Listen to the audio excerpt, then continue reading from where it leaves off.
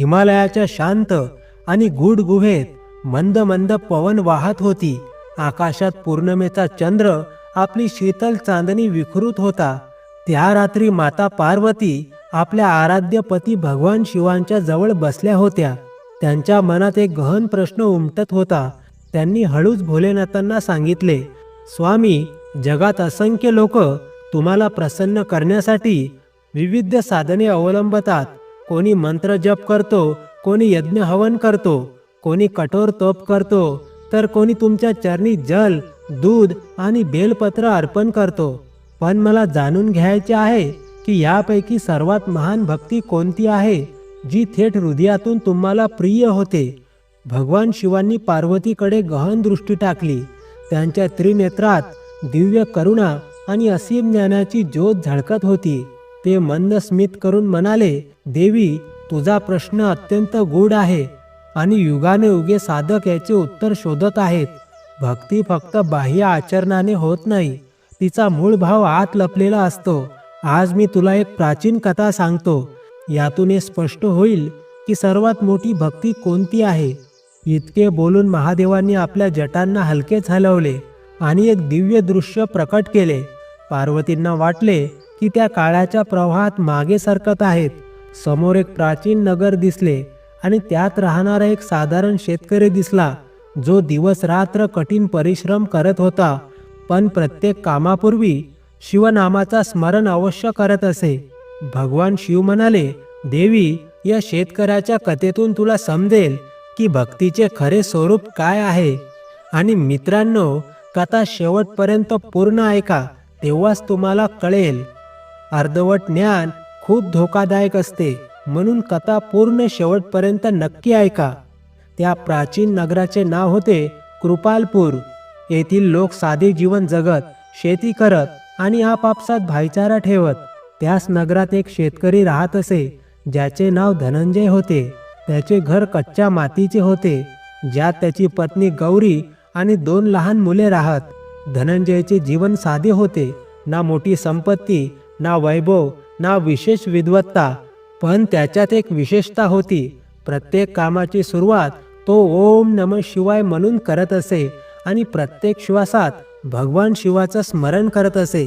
सकाळी उठल्यावर तो प्रथम गोठ्यात जाई, गाईच्या माथ्यावर हात फिरवून म्हणे, भोलेनाथाचे आशीर्वाद आहे की हे गाय मला दूध देते. शेतात नांगरणी करताना बैलांना थोपटून म्हणे, हेही महादेवाचे रूप आहेत, जे माझ्यासाठी भूमी जोतत आहेत. त्याची पत्नी अनेकदा हसून म्हणे, तुम्ही तर प्रत्येक ठिकाणी शिवजींना पाहता, मुलांमध्ये, प्राण्यांमध्ये, शेजाऱ्यांमध्ये. धनंजय हसून उत्तर दे, देवी, जेव्हा शिवजी सर्व व्यापी आहेत, तर त्यांना फक्त मंदिरातच का शोधावे. जे अन्न आपण खातो, जे पाणी पितो, जे लोक आपल्या आसपास आहेत, सर्व त्यांचेच अंश आहेत. नगरातील इतर लोक त्याला साधारण आणि कधी कधी मूर्ख म्हणत, हा शेतकरी खूप भोळा आहे. ना वाचन लेखन, ना मोठी पूजापाठ, फक्त शिवशिव करत राहतो. पण देवतांच्या दृष्टीत धनंजयची ही भक्ती अनोखी होती. तो ना शास्त्रांचे कठीण मंत्र जाणत, ना हवन कुंडात आहुती देत, ना मोठा यज्ञ करत. त्याच्या भक्तीचा आधार फक्त निर्मळ हृदय आणि निस्वार्थ सेवा होता. एक दिवस नगरात शिवरात्रीचा सण आला. नगरवासी सर्वजण मंदिरात भव्य आयोजन करू लागले. कुठे ढोल नगारे वाजत होते, कुठे लोक दूध, दही, बेलपत्र गोळा करत होते. मोठे पंडित आणि व्यापारी आपल्या योग्यतेनुसार चढावा चढवत होते. मंदिरात सोने चांदीचे आभूषणे अर्पण केले गेले. धनंजय जवळ इतके काही नव्हते. त्याने विचार केला, माझ्याजवळ फक्त ही थोडी शेती आणि घरातील दूध आहे. मी यापेक्षा अधिक काय चढवू शकतो भोलेनाथांना. त्या रात्री त्याने मनात निश्चय केला. तो आपल्या शेतात गेला. तेथून सर्वात सुंदर आणि ताजे धान्याचे दाणे निवडले. आपल्या गाईचे दूध काढले आणि मातीच्या घड्यात भरले. रस्त्यावर चालताना तो मनात वारंवार ओम नमः शिवाय जपत होता. मंदिरात पोहोचला तर तेथे प्रचंड गर्दी होती. लोक भव्य वस्त्रात, हातात फुले माळा, चांदीच्या थाळ्या आणि मौल्यवान भेटवस्तू घेऊन उभे होते. त्यांच्या चमकदमकात धनंजयचा मातीचा घडा आणि चुटकीभर धान्य खूप छोटा दिसत होता. लोक त्याची मजाक उडवू लागले. अरे बघा, शेतकरी आला आहे, मातीच्या घड्यात दूध आणि मुठ्ठीभर धान्य घेऊन. काय भोलेनाथ अशा गरीब चढाव्याने प्रसन्न होतील? धनंजय हसला आणि म्हणाला, भावांनो, माझ्याजवळ जितके होते तितकेच आणले आहे. मी मनापासून आणले आहे. हीच माझी पूजा आहे. तो थेट शिवलिंगाजवळ गेला आणि गुडघ्यावर बसला. डोळे बंद केले आणि मातीचा घडा दोन्ही हातांनी उचलून हळूहळू शिवलिंगावर ओतू लागला. त्या क्षणी मंदिराचे वातावरण बदलले. अचानक हवेत एक अद्भुत सुगंध पसरला. घंटा आपोआप वाजू लागल्या आणि लोकांना वाटले की स्वतः महादेव शिवलिंगावरून प्रसन्न होऊन हसत आहेत. पंडित आणि श्रीमंत लोकांनी आश्चर्याने पाहिले की त्यांचे सोने चांदीचे चढावे फिके पडले, पण त्या मातीच्या घड्यातील दूध दिव्य प्रकाशात बदलले. धनंजयच्या अश्रूसह जेव्हा ते दूध शिवलिंगावर पडले तेव्हा वाटले की स्वतः गंगाजल वाहत आहे. पार्वतींनी हे दृश्य पाहून महादेवांना म्हटले, स्वामी, हे तर अद्भुत आहे. इतके मोठे श्रीमंत लोक सोने चांदी चढवत होते, तरी तुमची प्रसन्नता या साध्या शेतकऱ्याच्या मातीच्या घड्याने कशी झाली? महादेव मंद स्मित करून म्हणाले, देवी, हेच भक्तीचे रहस्य आहे. सोने चांदी बाह्य वस्तू आहेत, पण हा शेतकरी आपल्या हृदयाचा भाव माझ्या चरणी अर्पण करत होता. सच्ची भक्ती तीच ज्यात मी आणि माझे नसते, फक्त प्रेम आणि समर्पण असते. हीच भक्ती मला सर्वात प्रिय आहे. धनंजय शेतकऱ्याची कथा ऐकून माता पार्वती भावविभोर झाल्या. त्यांच्या डोळ्यात करुणा भरून आली आणि त्या म्हणाल्या, स्वामी, आता मला समजू लागले आहे की सच्ची भक्ती फक्त मंदिराच्या भव्यतेत किंवा चढाव्यात नसते, पण जगात अजूनही असे उदाहरण आहेत का जिथे लोकांनी अनोख्या पद्धतीने तुम्हाला प्रसन्न केले आहे? महादेव हसले आणि म्हणाले, देवी, या जगात असंख्य भक्त आहेत, पण प्रत्येकाची भक्ती वेगळी असते. आता मी तुला एका ग्वालाच्या मुलाची कथा सांगतो. त्याचे नाव नंदू. ही कथा तुला दाखवेल की साधेपणा आणि निष्कपट प्रेम किती महान असते. नंदू एका छोट्या गावातील मुलगा होता. त्याचा बाप पशुपालक होता आणि रोज सकाळी गायी चारायला नेई. नंदू दिवसभर गायींसोबत जंगल आणि चरणक्षेत्रात फिरत, बासरी वाजवत आणि भोलेनाथाचे नाव गुणगुणत असत. त्याला ना मंत्र माहीत ना शास्त्र वाचली होती. त्याचे जग फक्त गायी, त्याची बासरी आणि भगवान शिव होते. दर संध्याकाळी तो जंगलातून परतताना एक काम अवश्य करी. आपल्या साथीदारांना म्हणे, चला आज भोले बाबांना दूध पाजूया. सर्व हसत म्हणत, नंदू, शिवजी इथे कुठे आहेत? मंदिरात तर मूर्तीही नाही. नंदू भोळेपणाने उत्तर दे, अरे, ते तर सर्वत्र आहेत. पिंपळाच्या झाडाखालीच बसतात. तेच त्यांचे आसन आहे. आणि मग तो आपल्या छोट्या मातीच्या लोटीत गाईचे ताजे दूध काढून झाडाच्या मुळांना ओतत असे. दोन्ही हात जोडून म्हणे, भोले बाबा, हे दूध तुमच्यासाठी आहे. मी स्वतः हातांनी काढले आहे. कृपया स्वीकार करा. त्याची ही बालसुलभ श्रद्धा रोज चालत असे. लोक हसत, मजाक उडवत, पण नंदूची श्रद्धा अटळ राहिली. एक दिवस गावात दुष्काळ पडला. शेतं सुकले, तलाव सुकू लागले आणि लोकांकडे अन्न पाण्याची कमतरता झाली. गावकरी चिंतेत पडले की आता जीवन कसे वाचेल. नंदू तरी दर सायंकाळी गाईचे थोडेसे दूध काढून झाडाखाली अर्पण करत असे. भुकेले असले तरी तो दूध कधी पित नव्हता. म्हणे, हे तर भोले बाबांचा हिस्सा आहे, तर मी अर्पण केले नाही तर ते नाराज होतील. त्या रात्री गावातील एका वृद्धाने स्वप्नात पाहिले की भगवान शिव स्वतः समोर उभे आहेत. त्यांनी म्हटले, गावाला दुष्काळातून वाचवायचे असेल तर त्या मुलाची श्रद्धा ओळखा. त्याच्या भक्तीने मला प्रसन्न केले आहे. उद्या सकाळी सर्वजण त्या पिंपळाच्या झाडाखाली या. दुसऱ्या दिवशी सकाळी गावकरी एकत्र झाले. त्यांनी पाहिले की नंदू नेहमीप्रमाणे गायीचे दूध घेऊन झाडाखाली येत आहे. जसाच त्याने दूध अर्पण केले, तिथून पाण्याची धारा फुटली. लोकांनी आश्चर्याने पाहिले की सुकलेला तलाव त्या पाण्याने भरू लागला. शेतात हिरवळ आणि संपूर्ण गाव वाचले.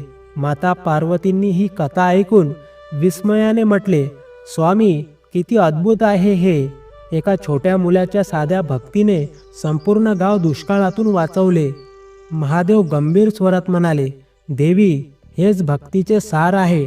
शास्त्रांचे गाढ ज्ञान, मोठे यज्ञ किंवा सोने चांदीचे चढावे याने मला तितकी प्रसन्नता मिळत नाही जितकी एका निष्कपट आणि साध्या मनाने अर्पित केलेल्या प्रेममय भावनेने मिळते. भक्ती म्हणजे निष्कपटता, समर्पण आणि प्रेम ही सर्वात मोठी भक्ती आहे. हिमालयाच्या गुहेत बसलेल्या भगवान शिवांनी वेळेचे पडदा पुन्हा हटवले आणि माता पार्वती समोर एक प्राचीन प्रसंग उभा केला, ज्यात राजसभेचे दृश्य दिसले.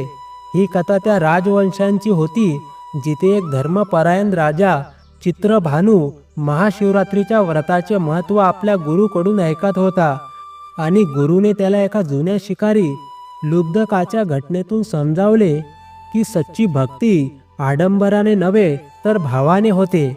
दृश्य बदलले आणि दाट जंगल प्रकट झाले.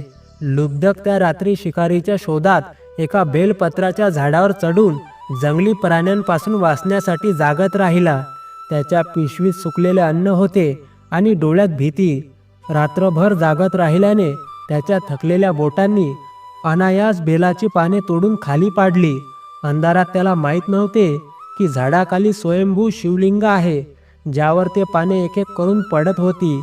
तहान लागली तर घागरातून टपटप पडणारे पाणी लिंगावरच पडत होते. प्रहर बदलत गेले. मनात शिवाचा कोणताही मंत्र नव्हता, हवन नव्हते, पूजा विधान नव्हते, फक्त जीवन वाचवण्याची जिजीविषा आणि सतत जागरण. पहाटेच्या पहिल्या किरणांसह जसाच प्राण्यांचा धोका टळला, लुब्धक झाडावरून उतरला, तेव्हा त्याला विचित्र शांतीचा अनुभव झाला. मानव भीतीची मूळ कापली गेली. नियतीने त्याच दिवशी त्याच्या अंतःकरणाला बदलले आणि तो हिंसेचा मार्ग सोडून जीवांबद्दल करुणेने भरला. शिवलिंगावर पडलेला बेलपत्र आणि पाण्याचा त्याच्यासाठी कोणताही बाह्य अर्थ नव्हता, पण आज जे जागरण झाले तेच खरे उपवास आणि उपासना बनले. भगवान शिव पार्वतींना म्हणाले, लुब्धकाच्या कथित पूजेतील रीती भली नसली तरी नकळत जे निरंतरता, जागरण आणि शेवटी अहिंसेचा भाव निर्माण झाला तेच भक्तीची गरज आहे. कारण भक्तीचे मर्म आहे चित्ताची सजगता, हिंसेपासून विरक्ती आणि सत्याकडे जागणे. म्हणून मी त्या अनगढ अनभ्यस्त हृदयालाही स्वीकारले. येथे शिकवण आहे की सर्वात मोठी भक्ती तीच जी मनाला दया, जागृती आणि परिवर्तनाकडे घेऊन जाते. आता दृश्य एका आश्रमाचे झाले, जिथे एका बालकाने वेळेलाच आव्हान दिले. पार्वतींनी तो तेजस्वी बालक पाहिला, ज्याच्या हातळ्यात पुष्प आणि डोळ्यात फक्त नाव बसले होते. हा होता मार्कंडेय, ज्याला अल्पायुष्याचे दान मिळाले होते, पण त्याने भीतीऐवजी आश्रय निवडला आणि शिवलिंगाला घट्ट मिठी मारून एकाग्र चित्तेने स्मरण केले. यमदूत आले, काळाचा फास वाढला, पण बालकाचे चित्त अचल पर्वतासारखे. त्याच्या भक्तीत याचना कमी आणि विश्वास अधिक होता. तो फळाची प्रार्थना करत नव्हता, मृत्यूशी वादविवाद करत नव्हता, तो तर फक्त शिवात विश्रांती घेत होता. त्याच क्षणी यमाचा पाश शिवलिंगावर पडला आणि महाकाल स्वरूप शंकर प्रकट झाले. कथेचे मूल्य हे की जेव्हा भक्ती भीती नष्ट करते आणि साधकाचा विश्वास ईश्वरात श्वासासारखा निरंतर होतो, तेव्हा भक्ती फक्त पूजा राहत नाही, ती अस्तित्वाची सहज धारा बनते. मार्कंडेयाच्या भक्तीचे सार हे की संकटाच्या क्षणी तो डगमगला नाही. त्याची भक्ती अनन्य आणि निष्काम होती. बिना सौदेबाजीच्या समर्पण, नाटक नाही, विलाप नाही, फक्त निज देवा तादम्य. भगवान शिव पार्वतींना म्हणाले, अशी भक्ती काळाच्या सर्पावरही कमळ ठेवते. कारण ही भक्ती कोणत्याही सिद्धीचे साधन नाही, तर सत्यात टिकून राहण्याचे नाव आहे. जी भक्ती भीती मिटवते आणि धर्मात स्थिर करते, तीच पराभक्तीची सीडी आहे. पुढील प्रसंग ऋषी शिलाद आणि त्यांचा पुत्र नंदीचा होता. शिलादाने तपाने संकल्प केला होता की त्यांना असा पुत्र मिळावा जो मृत्यू भयापासून परे असेल. नंदी हाच वरदानाचा फळ होता. बालपणापासून त्याचे चित्त शिवात रमले. तो गोट्यात सेवा करी, गोकुळीमध्ये आकाशाकडे पाहून शिवनाम जपत असे. त्याच्या भक्तीचे स्वरूप कर्मात होते. तो वेदपाठी नव्हता, पण विनय त्याचे आभूषण होते. एक दिवस देवाने संकेत दिला की नंदीचे आयुष्य मर्यादित आहे. तरी नंदीच्या चेहऱ्यावर भीती आली नाही. त्याने म्हटले, जो श्वास मला शिवाने दिला आहे तोच श्वास शिवाला समर्पित राहील. इतके म्हणून त्याने आपले जीवन नावेसारखे सेवेच्या जलावर सोडले. गौसेवा, अतिथी सत्कार, वृक्षांची रक्षा, आश्रमाचे अनुशासन आणि प्रत्येक कर्माच्या आरंभी शिवस्मरण. त्याच्या समर्पणाने प्रसन्न होऊन महादेवांनी त्याला आपला गणपती केले. नंदीचे शिव दारावरील स्थान फक्त मंत्रामुळे मिळाले नव्हते, ते त्याला म्हणून मिळाले कारण त्याने प्रत्येक कर्माला भक्ती बनवले. भगवान शिव म्हणाले, जेव्हा जीवनाचा श्रम, आजीविकेचा परिश्रम आणि कुटुंबाचे निर्वाही स्मरण भावाने जोडला जाईल तेव्हाच तो कर्मयोगी भक्ती बनतो. ही भक्ती मंदिराच्या चौकटीबाहेर, शेत, गोठा, स्वयंपाकघर आणि मार्गांपर्यंत पसरते आणि हीच व्यापकता तिला महान बनवते. दक्षिण दिशेकडे सरकणारे दृश्य दाट जंगलाचे रूप घेतले. घनगाड वृक्षांची सावली, पानातून छान होणारी सूर्याची हलकी किरणे आणि पक्ष्यांचा किलबिलाट त्या वातावरणाला जिवंत बनवत होते. त्याच जंगलात एक वनचारी राहत होता. त्याचे जीवन साधे होते. तो ना वेदशास्त्र जाणत, ना मोठा अनुष्ठान किंवा यज्ञाचा पारखी. दिवसभर शिकार करणे आणि कुटुंबाचे पालनपोषण करणे हीच त्याची दिनचर्या होती. समाजात कोणी त्याला संत किंवा पंडित मानत नव्हते, पण त्याचे हृदय अत्यंत साधे आणि निर्मळ होते. वनचाराची सवय होती की जेव्हा त्याला जंगलात विश्रांती घ्यावी लागे तेव्हा तो एका ठिकाणी बसून नकळत मनात भगवान शिवाचं स्मरण करत असे. त्याला शास्त्रीय विधी माहीत नव्हत्या, ना पूजापाठाच्या नियमांची माहिती, पण त्याचे हृदय सांगत होते की कुठेतरी एक दिव्य शक्ती आहे जी त्याची ऐकते, जी सच्च्या भावाला ओळखते. एक दिवस शिकार करत करत तो गहन जंगलात पोहोचला. संध्याकाळ झाली होती आणि भयावह अंधार पसरला होता. वाघ भालूंच्या भरलेल्या जंगलात त्याला सुरक्षित स्थान हवे होते. शोधत शोधत तो एका बेलपत्राच्या झाडावर चढला. मन स्थिर करण्यासाठी तो वर बसून आपल्या जवळील पाणी हाताळ्यात भरून खाली ओतू लागला. त्याला काय माहीत होते की झाडाखाली स्वयंभू शिवलिंग प्रतिष्ठित आहे. त्याने ओतलेले पाणी थेट शिवलिंगावर पडत होते. रात्र गडद होत गेली. वेळ काढण्यासाठी तो झाडाच्या फांद्यांमधून बेलपत्र तोडून खाली फेकू लागला. त्याच्या मनात पूजेची भावना नव्हती, पण हे सर्व न कळत एक दिव्य पूजेचे रूप घेत होते. बेलपत्र शिवलिंगावर पडत होते, जलधारा वाहत होती आणि वनचाऱ्याचे न कळत जागरण महाशिवरात्री व्रतासारखे बनले. याच दरम्यान त्याचे लक्ष भंगले. त्याने पाहिले की शिवलिंगातून रक्ताची धारा वाहत आहे.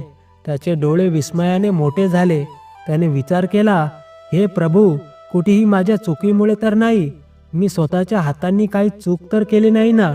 त्याच्या अंतःकरणात इतकी सच्चाई आणि श्रद्धा होती की विचार न करता त्याने निश्चय केला, जर प्रभूला माझ्या डोळ्यांची गरज असेल तर मी ते अर्पण करतो.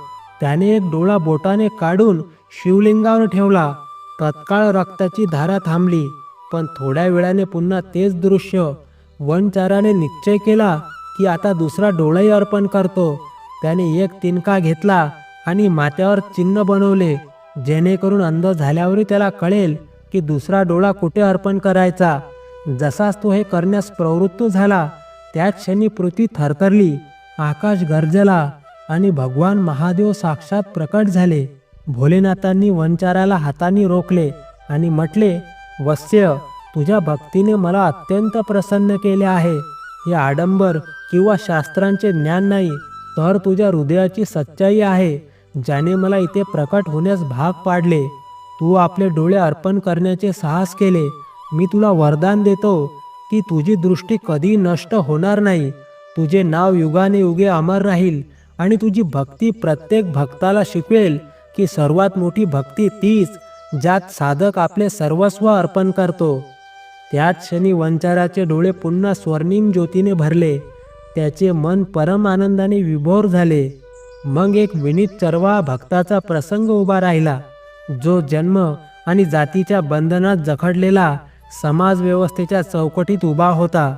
मंदिरात जाण्याची मनाई होती, पण त्याच्या मनातील दिवा मंदिराबाहेर निर्वात जळत राहिला. तो रोज दूर उभा राहून शिवलिंगाला नमस्कार करत असे. रात्री मंदिराच्या चौकटीपर्यंत येऊन गात असे. त्याच्या स्वरात व्याकुळता आणि विश्वासाचा अद्भुत संगम होता. एक दिवस त्याच्या मार्गात स्वतः नंदीची मूर्ती आली, जी परंपरेनुसार शिवदर्शनाच्या दिशेने अग्रसर असते. कथा सांगते की त्याच्या विनय आणि प्रतीक्षेमुळे स्वतः नंदी थोडे हटले, जेणेकरून त्या विनीताला साक्षात दर्शन मिळेल. हे संकेत होते की ईश्वराच्या दृष्टीत उच्च निश्चतेच्या मर्यादा नाहीत, ते हृदयाची पात्रता पाहतात. त्याचे जीवन कर्माने भरलेले होते. दुसऱ्यांच्या शेतात मदत करणे, आजारी पशूंची काळजी घेणे आणि आपल्या कमाईचा भाग भुकेल्यांना वाटणे, हे त्याच्यासाठी आरती होती. हेच तिलक, हेच प्रसाद.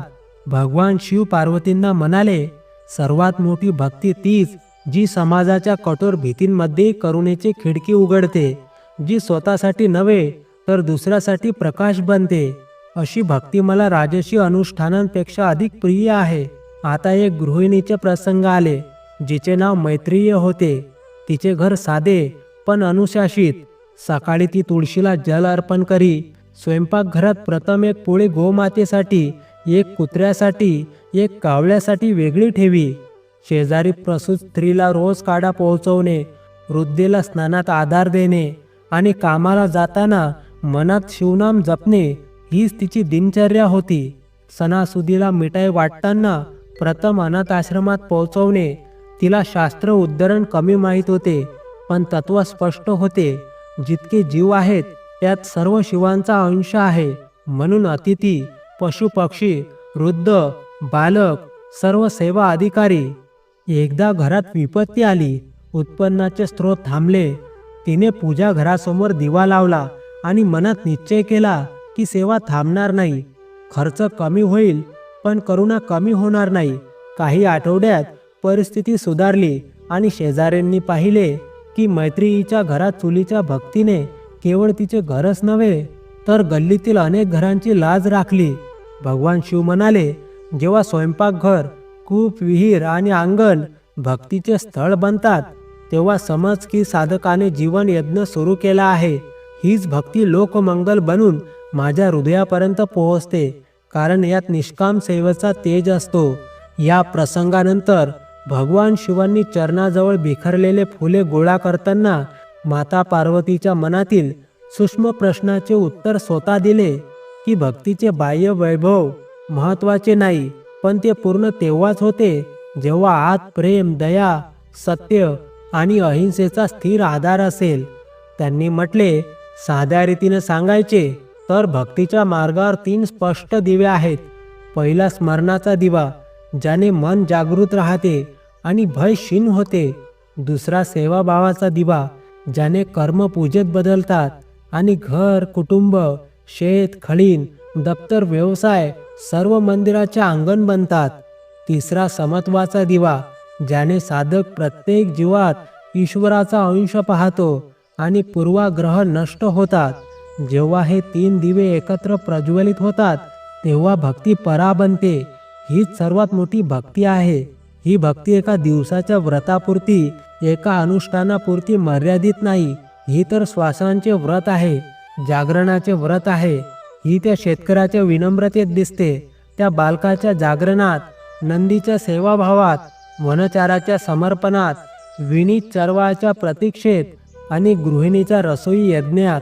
याचं समजावून सांगताना महादेव पार्वतींना म्हणाले, जो साधक निरंतर स्मरण करतो, सेवेत रमतो आणि सर्वात मला पाहतो, तोच बिन मागता माझ्या जवळ पोहोचतो. आणि हेच उत्तर आहे. सर्वात मोठी भक्ती तीच जी प्रेम, करुणा आणि समत्वाने भरलेली असते आणि जी जीवनाच्या प्रत्येक क्रिया क्षणाला उपासना बनवते. रात्र गडद होत चालली आणि कैलासावर चंद्रप्रभा गहिरी होत चालली. भगवान शिव म्हणाले, भक्तीची ओळख संकटातून होते. जेव्हा काळ प्रतिकूल असतो, स्वास्थ्य डोलत असते, साधने क्षीण होतात, तेव्हाही जर साधकाचे स्मरण स्थिर राहिले तर समज की ती भक्ती दिखाव्यापासून वर चढली आहे. विशेष जीवांच्या हिताचा संकल्प जेव्हा स्वार्थ लाभापासून परे होतो, तेव्हाच तो पुष्प बनून माझ्या चरणांना सुगंधित करतो. तेव्हा पार्वतींनी प्रार्थना केली, या ज्ञानाचा सार कोणता? सूक्ष्म सूत्र सांगा, ज्याला लोक दैनंदिन जीवनात पकडू शकतील. महादेवांनी संकेत केला, सकाळी उठून एक संकल्प, दिवसात एक सेवा आणि रात्री एक सच्ची क्षमा. हे 3 क्रम भक्तीला जिवंत ठेवतात. संकल्पनाने चित्ताला दिशा मिळते, अपकर्म अहंकार गळतात आणि क्षमेने मन निर्मळ होते. जो हे साधतो तोच माझ्या जवळ सदैव विराजमान राहतो. हे ना कठीण यज्ञ आहे, ना पर्वतासारखे तप. हे तर मानवी जीवनाची सहज साधना आहे, जी कोणीही कुठेही कोणत्याही अवस्थेत करू शकतो. कथेचा प्रवाह इथे थांबत नाही, कारण भक्ती नदीसारखी आहे. जिथे जिथे धार मिळतात तिथे ती अधिक व्यापक होते. म्हणून महादेवांनी अंतिम दृष्टांत म्हणून लोकधर्म आणि आत्मधर्माच्या संतुलनाची एक कथा दाखवली. एक ब्राह्मण पुत्र होता, जो निरंतर जप करत असे, पण घरातील वृद्ध पिता, पत्नी, शिशूच्या गरजांकडे दुर्लक्ष करत असे.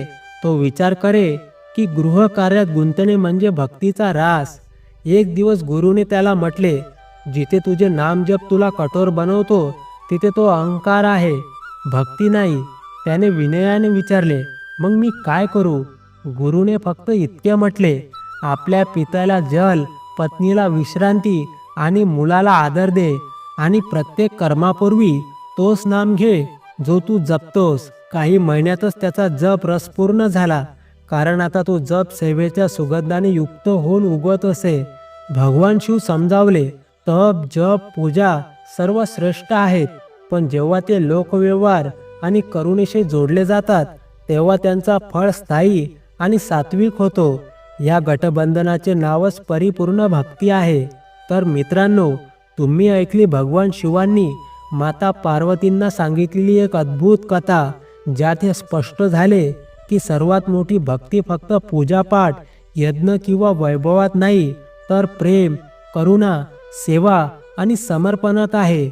मग तो साधारण शेतकरी असो, ग्वाल्याचा बालक असो, लुब्धक शिकारी, नंदी, गृहिणी किंवा विनीत चरवा, सर्वांच्या जीवनातून हीच शिकवण मिळते की जेव्हा आपण प्रत्येक प्राण्यात भगवान पाहतो, जेव्हा सेवा पूजा बनवतो आणि जेव्हा भय आणि अहंकार सोडून प्रेमात लीन होतो, तेव्हाच ती सच्ची आणि सर्वात महान भक्ती होते.